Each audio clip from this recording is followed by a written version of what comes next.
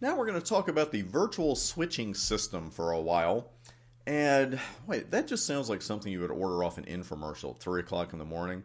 If you're tired of manual switching, the virtual switching system is for you. And it may well be for you.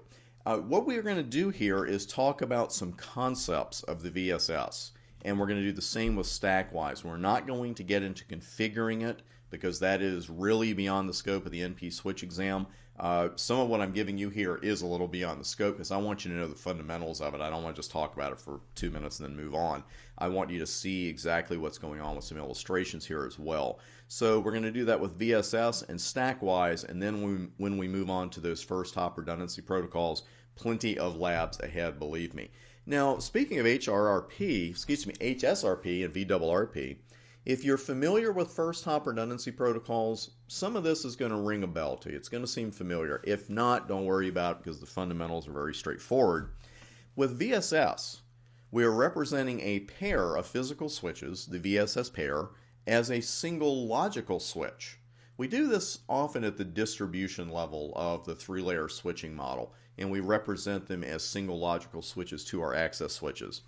As we would expect in a pair, and this is HSRP familiar, one becomes the active switch, the other becomes the standby switch.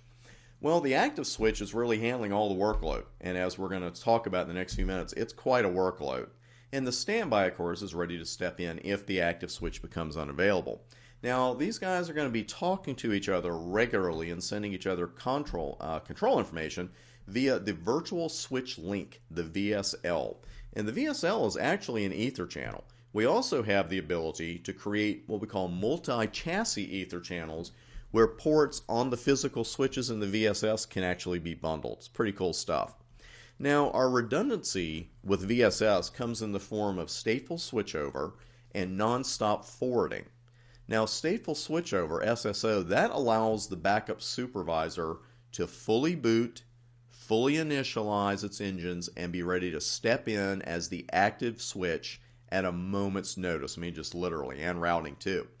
Now, as you'd expect from the name, NSF, it's all about keeping the overall downtime to a minimum. What we're trying to do here, and what we are going to do with non-stop forwarding, is prevent link flapping or route flapping during that cutover. You might be familiar with flapping, especially if you got your NA with me. We talked about that in frame relay. Sometimes you would see links flapping or anything at layer 2. PPP could do it. 1 minute the link's up, next minute the link's down. Then it's up, then it's down. Then you got to do some troubleshooting. Well, with route flapping, that's like one of our switches has a route and then it's gone. And then another switch sends that route in and says, oh, okay, I got the route back, here it is. And then it gets lost again. And what we're doing with NSF is preventing that. Now, between SSO and NSF, the speed of the cutover to the new active switch and the continued forwarding of those packets during the cutover, it just makes the transition as smooth as glass. These are so important to VSS that SSO and NSF are both enabled by default in a VSS config. Now, you might have heard of RPR or RPR Plus. That's Router Processor Redundancy, and of course, Router Processor Redundancy Plus. RPR, it's okay. It allows the backup supervisor to boot partially. It's kind of ready for action, but not totally. It's going to have to finish booting and then initialize once it's needed. RPR Plus lets the backup supervisor boot fully and initialize its routing engine. SSO is faster than RPR Plus much faster than RPR. Now, of course, you were thinking, same thing I was thinking when I first saw this, well, how does the standby switch know when it needs to take over as the active switch? Well, as I mentioned, the two switches exchange control information over the VSL, and should the backup switch detect via the VSL that the active switch has failed, the standby switch takes it upon itself to become the active. Again, very basic concept, basic fundamentals, sounds familiar.